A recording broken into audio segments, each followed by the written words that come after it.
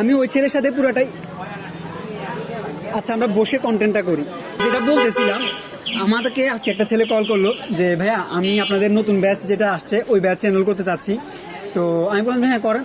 ও বলতেছে ভাই আমি আপনাদের কোর্সগুলো কেমন হয় এটা জানার জন্য আপনাদের আগের ব্যাচের একটা স্টুডেন্টকে কল করলাম, যে ওকে জিজ্ঞেস করলাম যে আপনাদের কোর্সগুলো কেমন। ও আমাকে বলে যে আপনাদের কোর্স করলে নাকি আমার আর বাংলাদেশে কোনো কোর্স করা লাগবে না। তো এরপরে আমি একটু কিউরিওসিটির সাথে ওরা জিজ্ঞেস করলাম যে কেন, মানে সাইদ ফাহাদ ভাইয়ের কোর্সে কী আছে এমন।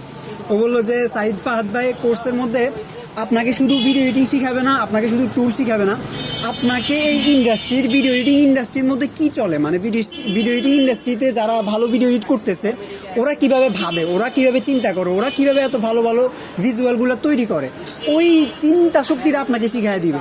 তাহলে আপনার নতুন কোনো যদি অ্যানিমেশন করতে হয় ওটা তো অবশ্যই পারবেন।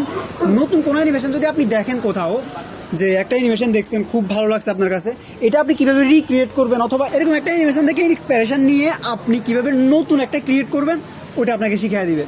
তো আমি বললাম যে ভাই ভাবাটা আমি কীভাবে ভাববো ওইটা কীভাবে শিখাবে।